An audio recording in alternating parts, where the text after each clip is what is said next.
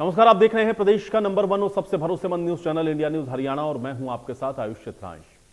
आरक्षण के पेच के चलते निगम चुनाव काफी समय से लंबित हैं। हालांकि अब पिछड़ा वर्ग ए के आरक्षण का रास्ता साफ हो गया है और उम्मीद यह है कि चुनाव की तारीखों का भी ऐलान जल्द हो जाए।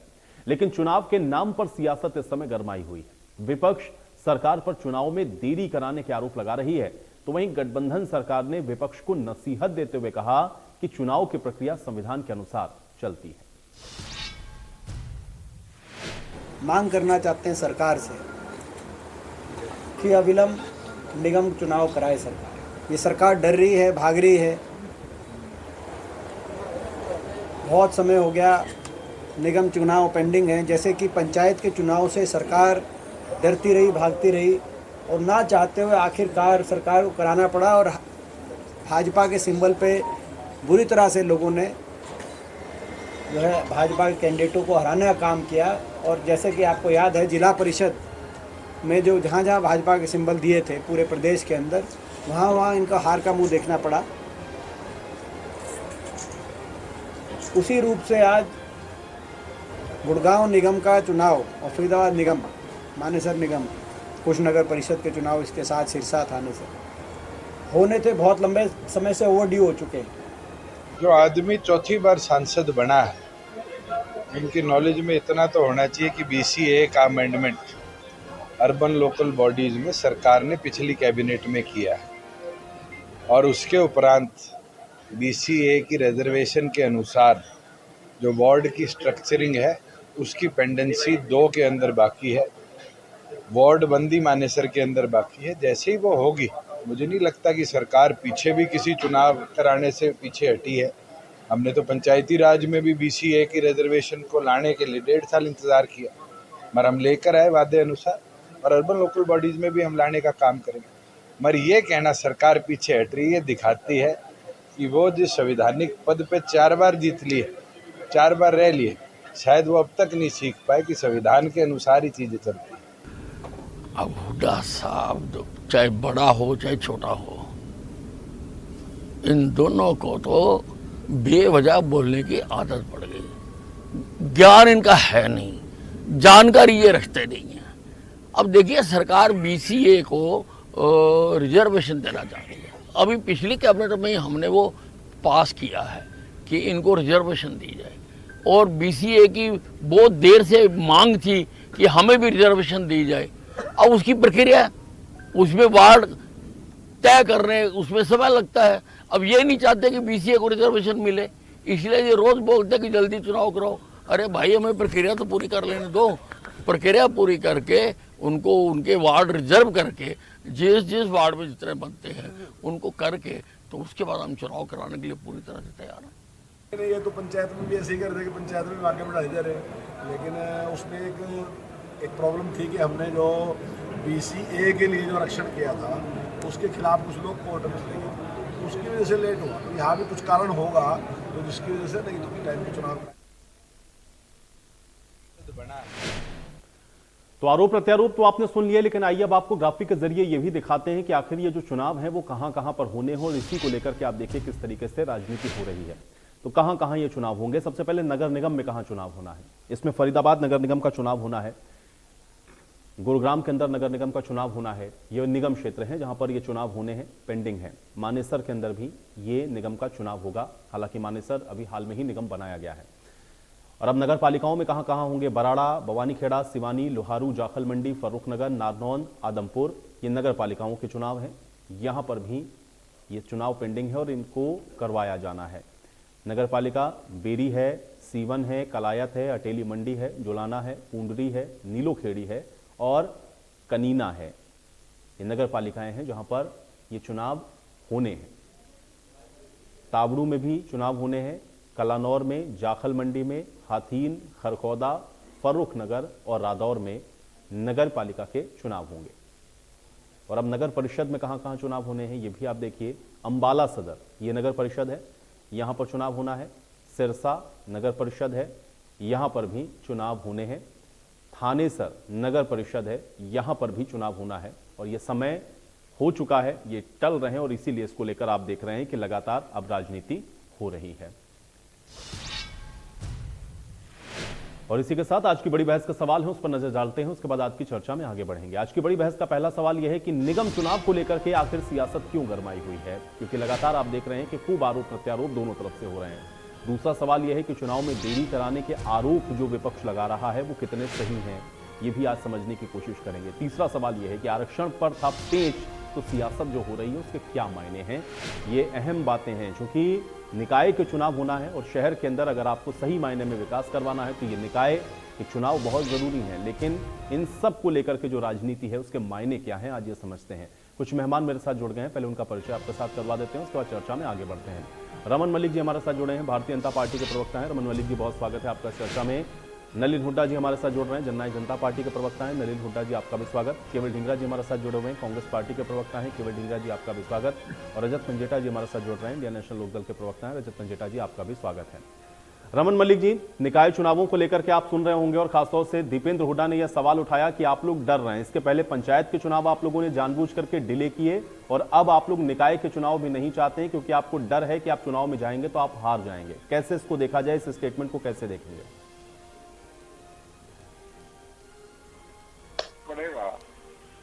आवाज आ रही है? जी जी जी रमन जी, देखिए, मेरे को याद आता है, स्मरण आता है, जो संसद के अंदर एक सांसद ने बोला था कि हम तो हर जगह नंबर 1 है, हम दो फुट के आलू उगा देते हैं।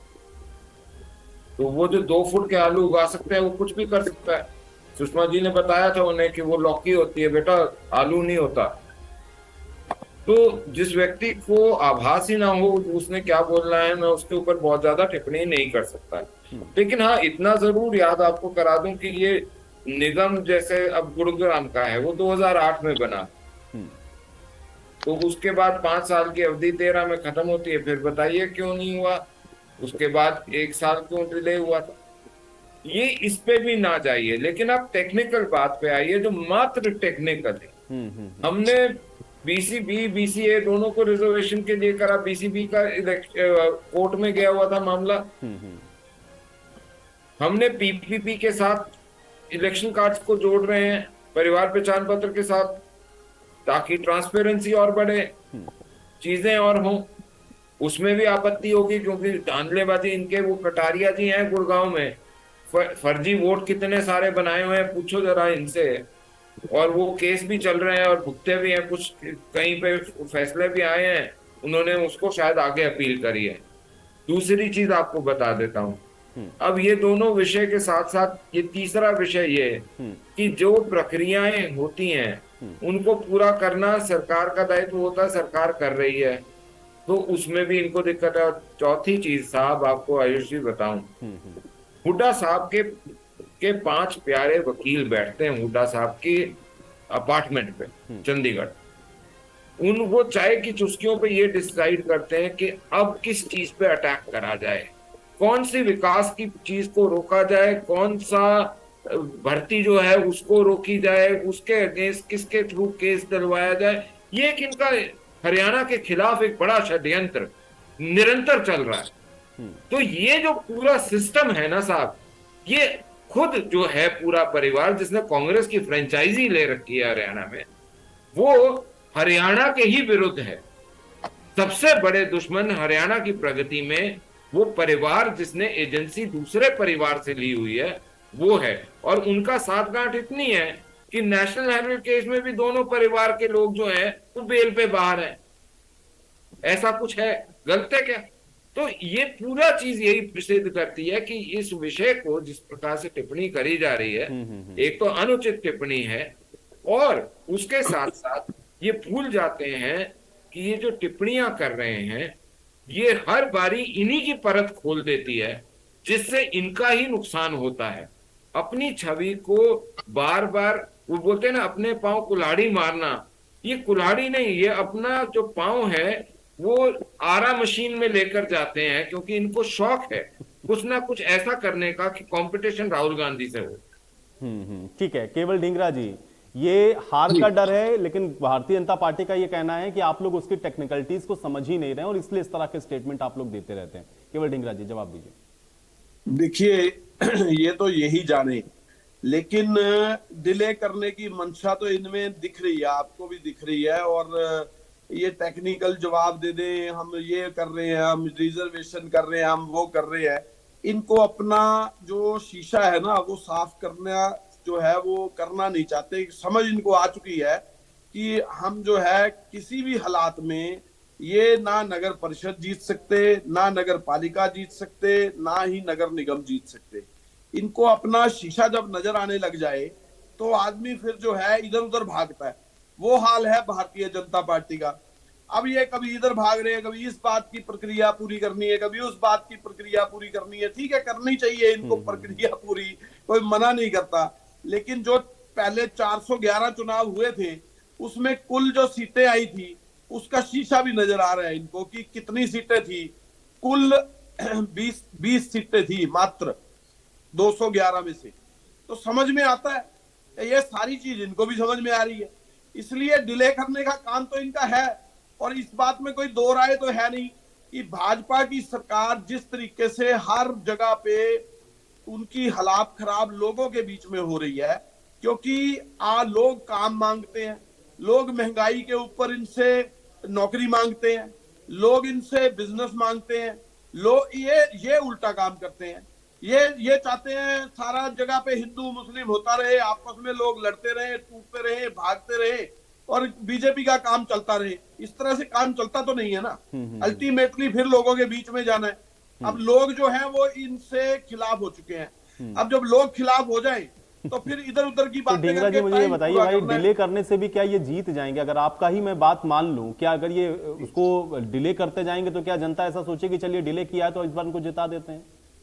जब भी जाएंगे लोकसभा का चुनाव आ जाएगा, उसके बाद विधानसभा का आ जाएगा, तो टाइम पूरा कर लेंगे। जब भी चुनाव करवाएंगे जाना तो जनता के बीच में ही है ना, तो सरकार क्यों चाहेगी कि हम इसको डिले कर दें? अगर 1 साल डिले कर दें तो फिर ये क्या होगा कि तब लोकसभा का चुनाव आ जाएगा। उससे पहले ही 1 साल से भी कम वक्त रह गया और फिर उसके बाद साथ के साथ ही फिर 3-4 महीने के बाद विधानसभा का चुनाव आ जाएगा। तो इनका काम तो पूरा हो गया ना। ये तो लटका के ये चाहते हैं कि ये ना ही हो पाए। इसीलिए एमपी साहब ने ये बात कही, दीपेंद्र हुड्डा जी ने, कि इनकी मंशा नहीं है, नीयत नहीं है।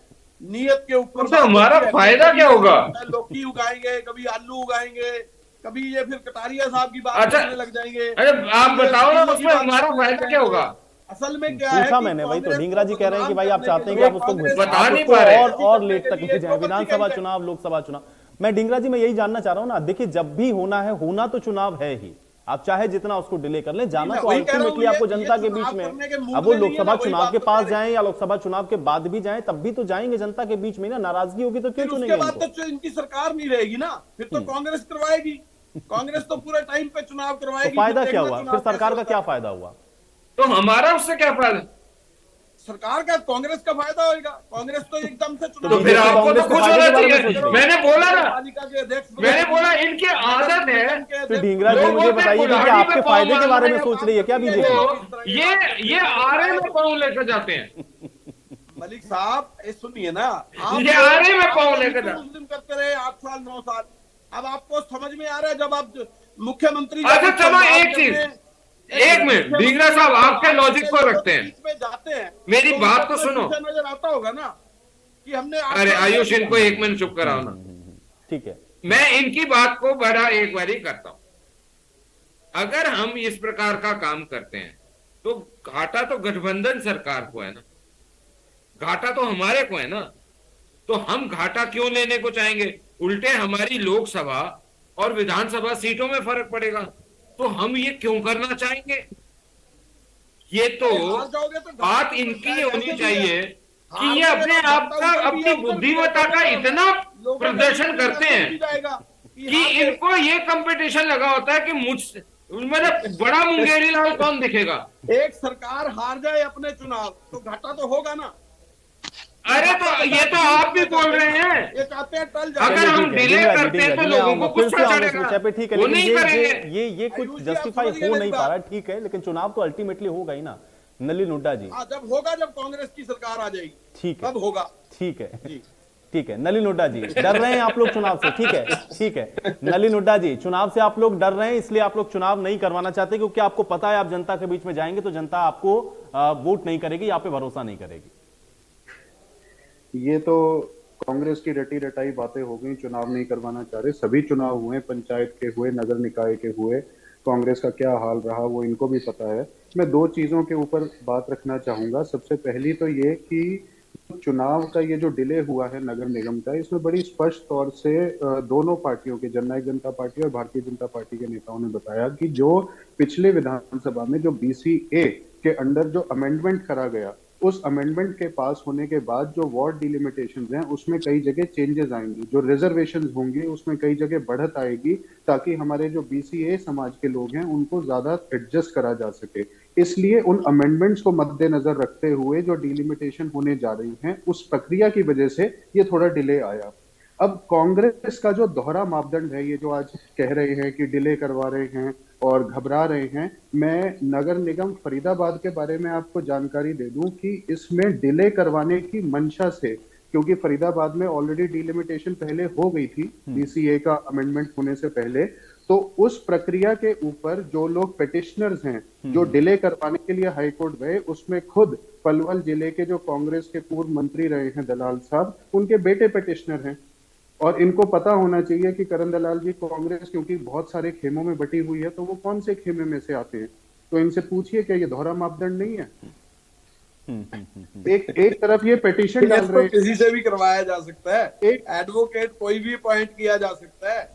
अरे वो खुद ये कोइंसिडेंस कैसे हो गया केवल ढींगरा जी की वो कांग्रेस पार्टी का ही नेता जो है, ठीक है, ये मैं बात आपकी मानता हूं, प्रोफेशनली बोला था ना वो पांच बैठे हैं हुड्डा साहब के घर लेकिन पे। मुझे ये बताइए कि ये कोइंसिडेंस कांग्रेस के साथ प्रगति क्यों को होता है रोकने कि वो के लिए बैठे हैं। कांग्रेस पार्टी के नेता कैसे हो गए? मेरी एक मिनट बात पूरी होने दीजिए। अब एक तरफ ये खुद पिटीशन डालते हैं कि चुनाव को किस तरीके से डिले करवाया जाए, और दूसरी तरफ मीडिया में खड़े होकर ये बातें बनाते हैं कि चुनाव टाइम पे नहीं हो रहा, सरकार की मंशा है। तो ये कांग्रेस हमेशा से दोहरी राजनीति करती आई है। इनसे पूछिए इनसे पूछिए पिटिशनर हैं कि नहीं है वो एमसीएफ चुनावों में। अरे तो वो एडवोकेट है, कोई भी पिटिशनर हो सकता है ना। कोई भी आपकी सरकार में मंत्री हायर करोगे तो वो पिटिशनर बन जाएगा। कमाल है, कैसी बातें कर रहे हैं आप, आपके तो बहुत ही। किसी को भी हायर करो, आप लोग किसी को भी हायर करो वो पिटिशनर बन जाएगा ना। कांग्रेस के पूर्व मंत्री एडवोकेट तो वो हमारे हायर करें करण दलाल। सवाल क्या है, जवाब क्या दे रहे हैं? कांग्रेस पार्टी क्या पूछ रहे हैं, जवाब क्या दे रहे हैं? केवल ढींगरा जी, लेकिन किसने हायर कर लिया भाई, ये भी तो बता दीजिए। बीजेपी ने हायर किया मुझे क्या मालूम, ये तो ये बता अगर रहे हैं। आपका लॉजिक में मानूं जो कि आप ये कह रहे हैं कि बीजेपी चाहती है कि ये डिले हो जाए, इसको हम लोग और तो दलाल साहब के बेटे जो हैं, मतलब क्या बीजेपी ने उनको हायर कर लिया? बीजेपी ने हायर करा और वो बीजेपी के लिए काम कर रहे मैंने हैं। कहा आप ऑन रिकॉर्ड ये बोल रहे हैं कि दलाल साहब के बेटे हमारे लिए काम कर रहे हैं या बीजेपी के लिए काम कर रहे हैं। चलिए मैं आऊंगा अभी रजत पंजेटा जी को भी मैं चर्चा में लाता हूं। ठीक है ढींगरा जी, मैं आऊंगा, ये सवाल आ गया आपके लिए, आप अभी इसका जवाब दीजिएगा। पंजेटा जी, अभी पंजेटा जी, रजत पंजेटा जी, क्या आपको भी लगता है कि सरकार जानबूझ करके डिले करा रही है? देखिए, बहुत सारे फैक्टर्स होते हैं इसके अंदर, और संभावना ये जो है संभावना कि ये भी एक कारण हो सकता है।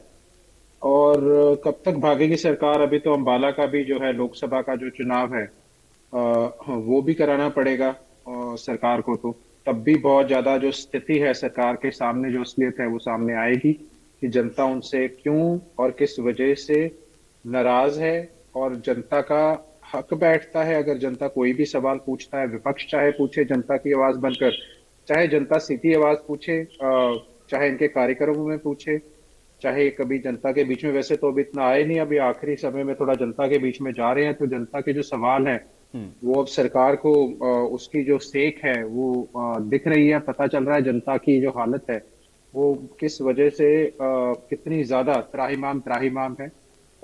चाहे बेरोजगारी है, महंगाई है, किसान है, कर्मचारी है, तो वो हर एक जो वर्ग है वो नाराज है। लेकिन जहां तक अगर निगमों के संदर्भ में बात करें तो फरीदाबाद तो एक के बाद एक घोटाले जितने हुए हैं, और इतना पैसा जो जनता का डेवलपमेंट काम में लगना चाहिए था, जो डेवलपमेंट काम में नहीं लगा, और पेमेंटें जो है वो ठेकेदारों को हो गई, जो काम भी नहीं हुआ। बहुत से वार्ड में वाउचर काट दिए, काम नहीं हुआ। जो सैलरी फंड से पैसे हैं वो दे दिए गए, जो लोगों की तनख्वाहों के पैसे थे उससे पेमेंट कर दी ठेकेदारों की। ब्लैक लिस्ट जो ठेकेदार हो रखे हैं उनको करोड़ों की पेमेंट हो गई। पहले 200 करोड़ का आया, फिर 50 करोड़ का आया। तो ये ऐसा नहीं है, ये तो अभी के जो आप शायद 2017 से बात कर रहे हैं, अगर आप 2014 से फरीदाबाद के संदर्भ में बात करूं तो बहुत ज्यादा घोटाले रहे हैं और इनके बहुत सारे जो कर्मचारी हैं वो हाई कोर्ट के चक्कर लगाते हुए जो रेगुलर फॉलो अप कर रहे हैं अखबारों के अंदर, तो बहुत से ऐसे वहां पे कर्मचारी ऐसे हैं जिनके ऊपर करप्शन के बहुत बड़े बड़े चार्जेस हैं। ऐसा ही हाल गुड़गांव के अंदर है। बहुत सैकड़ों करोड़ के घोटाले गुड़गांव के अंदर भी हुए हैं। तो देखिए, और डेवलपमेंट के नाम पे कुछ नहीं है, चाहे बरसात में देख लो, सड़कें देख लो, पानी की समस्या देख लो। अभी पानी की तो गर्मियों में दिल्ली एनसीआर में आती है और फरीदाबाद गुड़गांव में तो आती ही आती है बिजली समस्या जो है। उसके बाद अगर सड़कों का हाल देखें तो सड़कों के हाल तो मतलब गड्ढों में सड़क ढूंढनी पड़ती है, अब सड़कों में गड्ढे नहीं ढूंढने पड़ते। जो गुड़गांव में लोकल सड़कों में से जो इनके सेक्टर वाइज इनका ये सिस्टम है थोड़ा सा, तो डीएलएफ और सुशांत लोग साथ साथ चलता है। तो अगर मैं इस साइड की बात करूं गुड़गांव के, और रोड के इस साइड जिसे पुराना गुड़गांव कहते हैं, तो वहां तो और भी बदतर स्थिति है। तो कहीं भी चले जाए आप उससे, लेकिन हाँ, सिर्फ जो फोकस किया गया है, जो फ्लाईओवर्स हैं, वो गुड़गांव में फ्लाईओवर जो है वो अच्छे बने हुए हैं। जो अंडरपास है, कई जगहों अंडरपास बहुत अच्छे बने हुए हैं, लेकिन अगर कनेक्टिंग सेक्टर की सड़कों की बात करें तो उन सड़कों का बहुत बुरा हाल है। तो डेवलपमेंट के नाम पे कुछ नहीं है, बात डेवलपमेंट नाम की होनी चाहिए थी। लेकिन देखिए, जो पिछले नगर निकाय के चुनाव हुए 412 सीट के ऊपर, तो मुख्यमंत्री जी ने 225 सीट वोट करी थी। मैंने आज भी मुझे याद है, प्रेसिडेंट जो है ओपी धनखड़ जी ने 200 सीट वोट करी थी। भाजपा की मात्र 22 सीट आई, और उसमें नायब सिंह सैनी जो है, उनकी वाइफ सुमन सैनी हार गई थी उसमें। निशांत सिंह जी के पुत्र हार गए थे, अनूप धानक की भतीजे की वाइफ हार गई थी, रामकरण काला की पुत्रवधू हार गई थी वार्ड नंबर 3 से। उसके बाद बीजेपी के किसान सेल के थे वो हार गए थे, फतेहाबाद में हार गए थे। तो जो हुआ वो जो इनका कोट किया गया था, जो 225 की फिगर थी, उससे तो आप देखिए 22 ही आई 412 में से। तो आप ये देखिए सरकार का हाल क्या हुआ। अब आगे आगे एंटी कंपेंसी तो देखिए बढ़ती जा रही है पिछले 9 साल की। उसमें बहुत से कारण मैंने आपको मुख्य तौर पे जो बताई दिए थे। नहीं, तो पंजेटा जी पे सवाल वही है ना कि फिर इसमें फायदा क्या है भाई? आप इसको जितना खींचेंगे उतना ही नुकसान में फिर आप जाएंगे। उसमें फायदा यह है कि हो सकता है सरकार, वैसे तो जो लोकसभा के भी चुनाव आ रहे हैं, अभी जो लोकसभा का आएगा अपना अम्बाला का जो सीट खाली हुई है कटारिया जी के निधन के बाद, तो देखिए वो कराना तो वो तो कर मजबूरी है। अगर हो सकता है उसने साफ कराने की सरकार सोच रही हो, तो ये तो सरकार को ही पता है कि सरकार ने क्या प्लानिंग कर रखी है। जो वार्ड बंदी भी की गई है उसके अंदर हमारा तो कोई नुमाइंदा लिया नहीं। देखिए, डिलिमिटेशन में जो हुई है उसमें से हमारा नहीं है, कांग्रेस का भी नहीं है शायद। तो उसमें भी नुमाइंदे शायद मुझे लगता है इन्होंने अपने ही ले रखे हैं, अपने किस हिसाब से डिलिमिटेशन कर रहे हैं। तो वो वार्ड बंदी का काम मुझे लगता है वो तो सरकार बताएगी कब तक पूरा हो जाएगा। और उसके बाद जो डेट भी है, वो भी आपका जो प्रश्न होना चाहिए मुख्य तौर पे आज जो आप डिबेट आपने रखी है जिसपे, उसका उत्तर सिर्फ सत्ता में बैठे लोग दे सकते हैं कि आप इलेक्शन कब करा देंगे। महीने में करा देंगे, 15 दिन में, 2 महीने में, 4 महीने में? इसका उत्तर तो यही दे सकते हैं जो आपका मेन आज मुद्दा है। ठीक है, रमन जी से मैं जवाब देता हूँ। रमन जी, एक तो चुनाव क्यों डिले हो रहे हैं इस पर थोड़ा आते हैं कि क्या वजह है इसके पीछे की, और दूसरा जो बातें अभी यहाँ पर कही गई उसका जवाब। देखिए आयुष जी, अब आपको रजत पंजेटा जी से पूछना चाहिए और समझना चाहिए कि आपको एंकरिंग कैसे करनी है और क्या पूछना है। वो डायरेक्टर हैं शो के, आप उनसे समझ। दूसरी चीज साहब, ये अभी ढींगरा साहब बताने के मूड में नहीं है कि वो जो दलाल साहब हैं उनको हमने अगर हायर कर लिया है उनके पुत्र को, तो कितने पैसे दिए ये तो इनके घर की बात है, और कौन से खेमे से ये भी इनको पता ही है। तो वो जल्दी बताएं कि वो हमारे पास हमारे लिए काम करते हैं। तो वो ओपनली डिक्लेयर तो कर ही चुके हैं कि दलाल साहब के पुत्र जो हैं वो हमारे लिए काम करते हैं। तो अब दलाल साहब की निष्ठा क्या इनके साथ है या नहीं है वो भी बता कर दें, क्योंकि वहां पे ही सवाल इन्होंने खड़ा कर दिया। तीसरी बड़ी चीज ये कि कार्य पद्धति जो है, जो नियम है इस देश के, कानून के, जो संविधान के, जो रिजर्वेशन मिली है, उसके बाद डिलिमिटेशन होनी है, परिसीमन होना है सारा, उसको आपको वर्कआउट तो पूरा करना पड़ेगा। उसको आप छोड़ तो सकते नहीं है। परिवार पहचान पत्र के साथ उसका अलाइनमेंट भी आप नहीं छोड़ सकते, क्योंकि ये एक ऐसी स्कीम है जो ऑटोमेटेड हरियाणा बना देगी बहुत जल्दी, क्योंकि लोगों को भी पता लग गया है कि इससे कितने फायदे। अब प्रॉब्लम ये आती है कि ये दोनों के दोनों जो जवाब दे रहे हैं आयुष जी, उसको सुनने की जरूरत है प्रदेश को। अगर हम अपने पांव पे कुल्हाड़ी मार रहे हैं तो इनको तो खुश होना चाहिए कि जनता को और रोष आएगा कि हम अपना जो कर्तव्य है वो पूरा नहीं कर रहे, इसलिए लोकसभा के जो चुनाव आएंगे उसमें भी, और विधानसभा के चुनाव जो आएंगे उसमें भी उल्टे हमारे वोट कम होंगे, फिर तो इनका फायदा है। तो अपने फायदे को भी ये आंक नहीं पा रहे, तो ये सिर्फ यही दर्शाता है कि इनकी मनोस्थिति है क्या। क्योंकि एक 2% शेयर के साथ बैठा हुआ है, वोट शेयर के साथ 1.5% के साथ एक सीट के साथ, और दूसरा जो है वो फ्रेंचाइजी लेकर बैठा है और उसको ये नहीं पता कि कब उसकी फ्रेंचाइजी निकल जाए।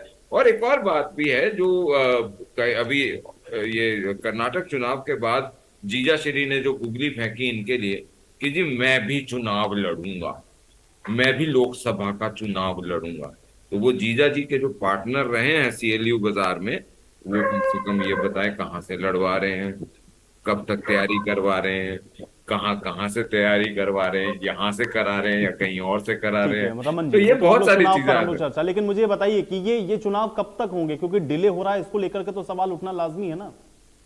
नहीं, चुनाव बिल्कुल जैसे अभी अनिल विज जी ने, डिप्टी सीएम साहब ने, दोनों ने बोला है, आपके चैनल पे बकायदा आपने बाइट्स लगाई है, they are people in competent authority, उन्होंने बड़े स्पष्ट रूप से बोला है कि हम प्रोसेस पूरी करा रहे हैं और उसके बाद चुनाव कराएंगे।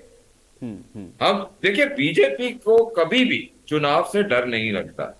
हमको आधी रात को बोलोगे चुनाव है, हमारी मशीनरी, हमारा कार्यकर्ता, दरी लगाने वाला कार्यकर्ता, पोस्टर चिपकाने वाला, दीवार लेखन वाला कार्यकर्ता, हर एक कोई तैयार है। हम भी वही कार्यकर्ता है, हमारे को जहां पार्टी का आदेश आएगा उस कार्य में हम जुट जाएंगे।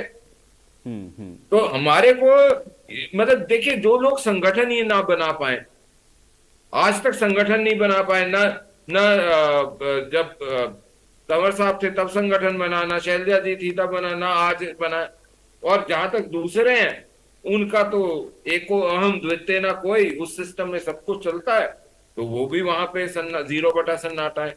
तो बात वही आती है कि हमको सवाल कर रहे हैं, कम से कम साहब अपने गिरेबान में तो देखो, कीचड़ के ऊपर आप, हम तो कमल हैं, कीचड़ में केवल ढींगरा जी, जब ये कह रहे हैं कि भाई प्रोसेस है, वो प्रोसेस जब जिस दिन पूरा हो जाएगा उसके बाद चुनाव हो जाएगा, तो फिर ये जल्दबाजी क्यों है? आयुष जी, यही तो सवाल है। आपका सवाल और मेरा सवाल एक ही है। आपने ये कहा कि ये क्यों नहीं हो रहे, तो यही तो प्रॉब्लम है, यही बात तो पूछी जा रही है। उसको गोल गोल जलेबी बना रहे हैं, जो गोल गोल घुमा रहे हैं और बच के निकलने की कोशिश कर रहे हैं। अरे भाई साहब, आपने जब सरपंचों के चुनाव थे, आपने क्या किया था उस समय? कोर्ट में भागते थे, बार बार कोर्ट में उसको रुकवाते थे। वही बात तो अब हो रही है, आप भागो तो कोर्टों में। दलाल साहब हमारे वकील, और हम नाम लो कांग्रेस का, कभी नाम लो आईएनएलडी का। आप अरे दलाल साहब हमारे वकील है ना, हमारे आईएनएलडी की परसेंटेज की बात कर रहे हैं, परसेंटेज नहीं है उनकी, और हमारी परसेंटेज की बात तो कर लो। हमारी परसेंटेज की बात नहीं करते, हमारी दूसरी बात करते हैं, उनकी परसेंटेज की बात करते हैं। अरे भाई साहब, आप लोगों के हाँ, तो आपकी परसेंटेज क्या है वो बता देता हूँ। 411 के अंदर आपकी परसेंटेज बताता हूँ। ये तो शीशा दिख 10 साल के, सुनिए ना ढींगरा साहब, एक मिनट सुनिए। अरे सुनो ना, पहला टर्म हुड्डा साहब का भजन लाल जी की जीत को चुरा के 5 साल का राज। दूसरा भजन लाल जी, दूसरा 5 साल कुलदीप बिश्नोई के 5 विधायक चुरा के अगले 5 साल का राज। तो दोनों जो 5 साल थे, चोरी का राज करा था, अपने अंदर नहीं, चोरी का राज करने वाले अब हमको आके बताएंगे, अनक्लियर मैंडेट लेके आपके लोग चोरी का राज करके आपके अब हमको बताएंगे। चुनाव अरे छोड़ो, ये तो बड़ा विषय, छोड़ दो। ठीक है, लेकिन ढींगरा जी, ठीक है, चलिए देखिए, ये आरोप प्रत्यारोप तो खैर राजनीति में आप लोगों के चलते रहेंगे, लेकिन ढींगरा जी, बेसिक बात तो यही है ना कि मैं फिर अभी उसी विषय पर हूँ कि सरकार को इससे फायदा क्या होगा अगर ये डिले करेंगे भी। ढींगरा जी मुझे बताइए, अगर आप ये कह रहे हैं कि जनता की नाराजगी है, मौजूदा पार्टी से जनता नाराज है, तो ये जब भी चुनाव में जाएंगे जनता की नाराजगी तो वैसे ही बरकरार रहेगी ना, उल्टे बढ़ेगी। अरे भाई, यही तो कह रहा हूं मैं, आपको जनता की नाराजगी का सामना करना पड़ रहा है, इसीलिए छुप रहे हो अभी, तभी तो भाग रहे हो, कभी इधर कभी उधर। हम क्यों भागेंगे भाई? केवल ढींगरा के पीछे पड़ गए, कभी रजत पंडेचा के पीछे पड़ गए, कभी कह दोगे जी उनके वोट नहीं आए थे। अरे भाई साहब, आपके तो 411 में कुल 20 आई थी, उसके बाद आज जो हालात हो रहे हैं 9 साल के बाद आपको और जनता सारे की याद आई, सारे 70 साल सरपंच का हमारे साथ, करने गए, सारे नगर क्या पार्षद हमारे साथ, एक लेडी और वोट आप हमारी नहीं है उनके ऊपर। Very good. एक मिनट, अरे इतनी लंबी ना फेंका करो यार। है उनके ऊपर, तो आप लोगों के हालात क्या अच्छा, होते हैं? नगर पार्षद सारे ग्राम पार्षद हमारे साथ, मीटिंगों से सरपंच बाहर हमारे निकालते साथ, हो ना, और आप लंबी लंबी बैठ लो। हो ना, बहुत अच्छी बात। जो आदमी आपसे गुहार लगाने आए उसको कह दिए तो आम आदमी काट है, इसको उठा के बाहर फेंक दो। अरे भाई वो हरियाणा का है, हरियाणा की जनता है, आप लोग उसको उठा के फेंकते हो। जो लेडी आती है उसको कह जी माता जी, नहीं, ये बात ठीक है, बात तो वही है ना कि नाराजगी तो समय के साथ और आप तो अपने अध्यक्ष का सर फोड़ देते हो। चलिए, लठ मारे सर फोड़ दो। नलिन जी ठीक है, नलिन जी नहीं एक तो चुनाव में लॉ एंड ऑर्डर की बजाय आप तो सर फोड़ते हो। अरे आप लोग आरोप प्रत्यारोप में उलझ गए, फिर उलझ गए भाई। अच्छा, आपने इंश्योरेंस कराई है आप सर? देखिए, एक दूसरे के ऊपर आप लोग इस तरीके से एलिगेशन लगाते रह जाएंगे, समय खराब ढींगरा होगा, साहब, उसका कोई आपने फायदा नहीं इंश्योरेंस होगा। कराई है। आप उनको कुछ कहेंगे, वो आपको कुछ कहेंगे। नलिन जी, ये डिले आखिर क्यों है भाई? ये तो जनता भी जानना चाह रही है ना कि भाई हमको भी तो मौका मिले ना कि हम चुने। जो ये नाराजगी की बात विपक्ष कह रहा है, ये डिले क्यों है और कब तक हो जाएंगे चुनाव? अभी पिछला जो मैंने वक्तव्य रखा उसमें दोनों कारण आपको बताए कि जो BCA का रिजर्वेशन है, जो अभी पिछले सत्र के अंदर ही अमेंडमेंट में लाया गया, उसके अनुसार डिलिमिटेशन चेंज करनी पड़ेगी। उस डिलिमिटेशन को चेंज करने की एक प्रक्रिया है, जिसके आधार पर ये डिले जो है वो इफेक्ट में आया है। अब मैं बड़ा हैरान हूँ। भैया बीच में मत बोलिए, आप बीच में मत बोलिए, मेरी बात पूरी हो जानी चाहिए। बीजेपी के साथ मिलकर चुनाव लड़ेगी या अलग लड़ेगी? सवाल तो ये है। वो उनकी पार्टी का विषय है, वो तो उनकी पार्टी का विषय। देखेंगे दोनों लोग गठबंधन में लड़ेंगे कैसे लड़ेंगे। अभी तो ये है कि भाई चुनाव कब होगा, ठीक है, अभी पहले चुनाव की बात हो जाए। अरे ढींगरा जी, पहले चुनाव की बात तो हो जाए, ढींगरा जी चुनाव की बात हो जाए, फिर कौन किसके साथ लड़ेगा उस पर भी चर्चा कर लेंगे। जेजेपी पे हो, अरे आपको ये लड़वाएंगे या अलग कर देंगे? ढींगरा जी, उस पर भी हम चर्चा कर लेंगे, पहले चुनाव तो हो जाए। चुनाव तो होने आयुष जी, आपको याद होगा तो ये है ही नहीं। जब जवाब नहीं होता तो कांग्रेस के चाहे ढींगरा साहब हो या बजरंग दास जी हो, हमेशा डिरेल करेंगे। चलिए डिरेल क्या है भाई? मुद्दे की बात कर रहा हूं। ठीक है, आपका सवाल आ गया भाई। नलिन जी को बात कर रहा हूं सुनिए। मैं। अरे नलिन जी तो आपको मैं डिस्टर्ब नहीं कर रहे थे। ढींगरा जी सुनिए तो कम से कम। ढींगरा जी सुनिए तो पहले, सुनिए। अरे सुनिए भाई, जवाब उधर से आएगा। नलिन जी, आदत है कि जब कोई फैक्चुअल बात करने के लिए ना हो तो कुछ भी शोर मचा के बीच में बोल के और डिबेट को दूसरी तरह ले जाओ, ये इनकी आदत होगी। पदाधिकारी अपने बनाए नहीं जा रहे और दूसरों को कह रहे हैं साथ लड़ोगे कि वैसे लड़ोगे। ये पार्टी का मैटर है।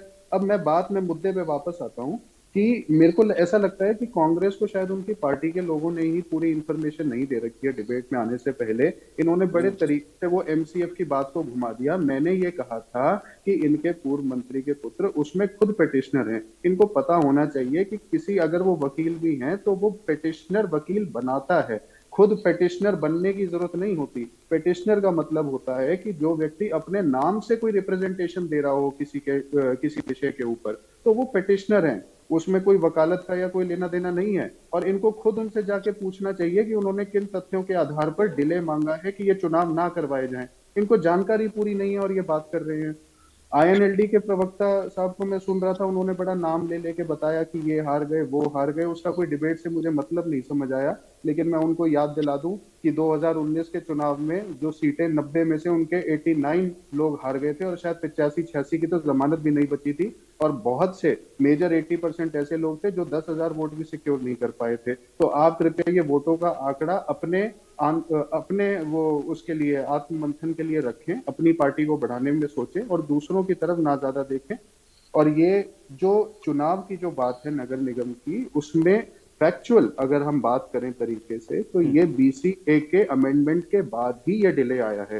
पहले हर जगह वार्डबंदी कर दी गई थी, डिलिमिटेशन हो गई थी, चुनाव की वोटर लिस्ट तक बन गई थी। मैं अगर फरीदाबाद का उदाहरण दूं तो, और पूरा एक रोल ऑन सेट हो गया था। लेकिन जब ये आया कि BCA के लोगों को हमें रिजर्वेशन देना है, उन्हें एक पॉलिटिकल सिस्टम में, एक फ्रेमवर्क में एडजस्ट करना है, तो स्वाभाविक तौर पे उसके अनुसार डिलिमिटेशन दोबारा होंगी। तो उस चीज का ये डिले रहा। पंजेटा जी जवाब दीजिए।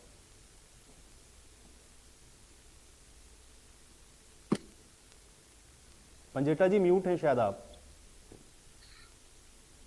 देखिए, जो मुख्य तौर पर आयुष जी सवाल था आज डिबेट को जो रखने का, तो वो ये था कि सरकार डिले तो चलो करा रही है, कम से कम इतना तो बता दे कि चुनाव कब तक करवा देगी। लेकिन चलो इन्होंने मैंने तो जो हाल ही में चुनाव हुए ये तो पास्ट में अटके हुए हैं, जिसके जिम्मेवार ये खुद हैं। ये 2019 में अटके हुए हैं, सोच के तो आए थे कि 45 पार करेंगे, मगर 45 पार नहीं कर पाए। और इनकी भी जो असलियत है वो जनता ने दिखा दी। और अभी ये दुष्यंत चौटाला, चलो पहले वोट शेयर की बात कर लेते हैं, वोट परसेंटेज की। 43.49 वोट परसेंटेज। पीछे इलाहाबाद में चुनाव हुआ था, आप कहीं थे, कहीं नजर आए कहीं? वो पूरा जोर लगा लिया आपने, वोट परसेंटेज की बात कर रहे हो आप। जो आगे आगे बढ़ते किसी टाइम में 85 के अंदर सिर्फ 2 MP थे भाजपा के, और भाजपा का जहां तक बात करूं सिर्फ 2 MLA थे इनके 91 में। वही हाल इनका 96 में। इलाहाबाद में आपका मार्जिन बढ़ा या कम हुआ? 2009 में आपकी 4 सीटें थी, 2005 में आपका यही हाल था, 2000 में भी आपका यही भाजपा का यही हाल था।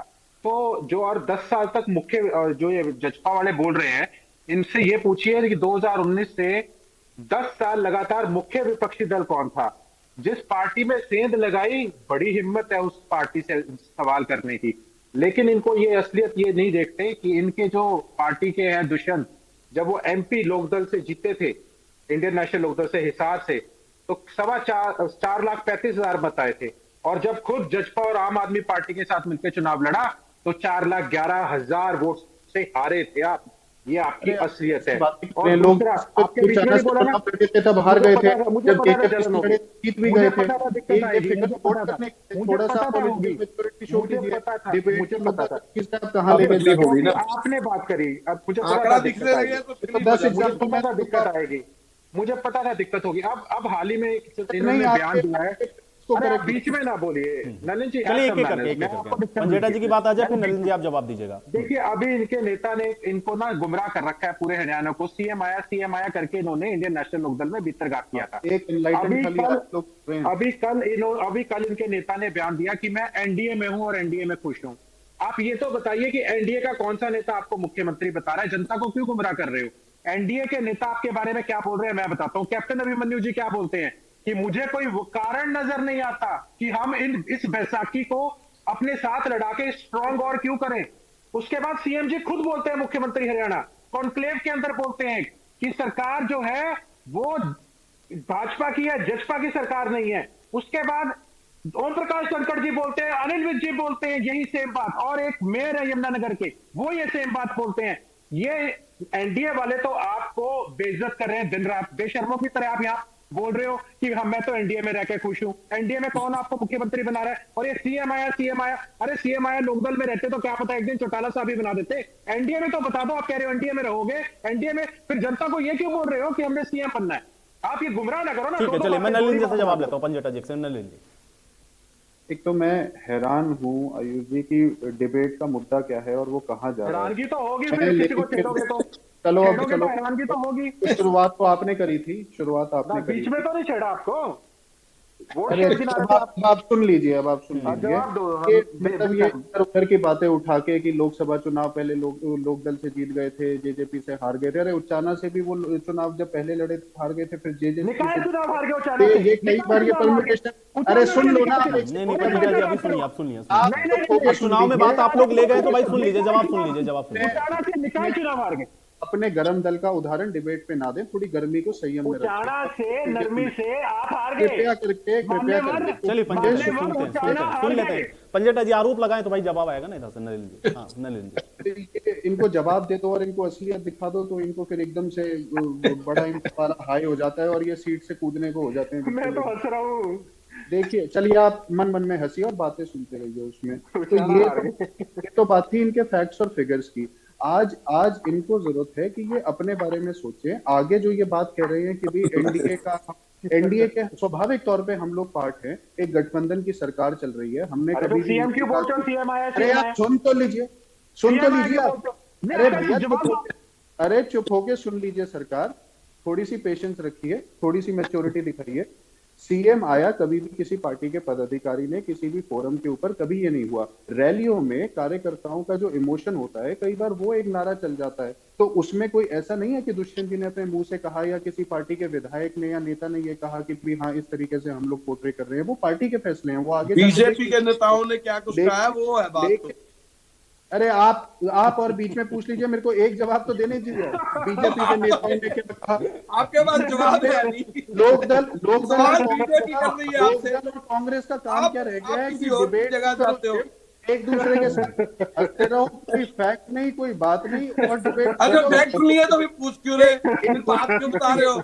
इनको ये नहीं पता कि इनको कर रहे हो कमिश्नर उसको होल्ड करवाने में लगे हुए हैं। बीजेपी आपको साथ रख नहीं रही, आप जबरदस्ती घुस एक विधायक जिनका मार्जिन तक कम हो गया वो अलग बैठ के हंस रहे हैं। मतलब अरे इनकी ना बीजेपी ने हालत तो के जेडीयू का साथ नहीं रखा, बीजेपी ने अरे ठीक है भाई, अब हरियाणा में रही, अब आप तो अब बिहार पहुंच गए, फिर तो पूरे देश की राजनीति की चर्चा होने लग जाएगी। आप कहां से आ गए? ठीक है, चलिए ये ठीक है तरीके से अपनी बात को रख दूं तो ये बात कभी भी हमने भी, दुष्यंत जी ने भी यही कहा कि मैंने कभी नहीं कहा कि भी सरकार हम ही चला रहे हैं। ठीक है, हम सहयोगी दल हैं और एक सरकार को बनाने के लिए हमने बीजेपी को सहयोग करा और एनडीए के पार्ट बने। दूसरा, ये जो कह रहे हैं कि कोई नेता ये कह रहा है, कोई नेता वो कह रहा है, कई बार किसी कॉन्स्टिट्यूएंसी बेस के ऊपर कहीं ना कहीं नेताओं के बीच में फ्रिक्शन आ जाती है, लेकिन उसका मतलब ये नहीं होता कि स्टेट लेवल के ऊपर कोई पार्टियों के बीच में गठबंधन टूट गया। ये जो हंस रहे हैं बैठ के, ये वही लोग हैं जब सरकार बनी थी तो अगले जबरदस्ती का गठबंधन है। अगले दिन से बोलना चाहते हैं कि 1 महीने में टूट जाएगा, 2 महीने में टूट जाएगा। ये गठबंधन चला और सरकार स्मूथली चली, तो इसलिए इन लोगों के दर्द हो रहा है कि सरकार हरियाणा प्रदेश के ऊपर दोबारा चुनाव नहीं हो पा गया। स्मूथली घोटाले हुए, आज स्मूथली सारा कुछ काम हो गया ना। हरियाणा के अंदर जिस एक सीट की ये लोकदल दुहाई दे रहे हैं कि एलनाबाद में ये हुआ, ये उस एक सीट तक सीमित जरूर हैं। लेकिन अभी इनको पता होना चाहिए कि जब ये दोबारा चुनाव लड़े तो इनका मार्जिन कहां से कहां आ गया, तो ये वो नहीं लड़ा देते किसी को, आपके पास कैंडिडेट नहीं थे क्या? चलिए, अब आप लोग के आरोप प्रत्यारोप के बीच में चर्चा मुझे यहीं समाप्त करनी पड़ेगी, मेरे पास समय नहीं। शुक्रिया आप लोग का समय निकालने के लिए, चर्चा का हिस्सा बनने के लिए। तो हालांकि चुनाव को लेकर के इस बात भी सवाल है कि भाई निकाय का चुनाव क्यों डिले हो रहा है, सरकार का उस पर अपना तर्क है और विपक्षी अपने सवाल हैं, लेकिन महत्वपूर्ण बात यह है, देखना यह कि आखिर ये निकाय के चुनाव कब होते हैं। आज बड़ी बहस में मेरे साथ फिलहाल इतना है।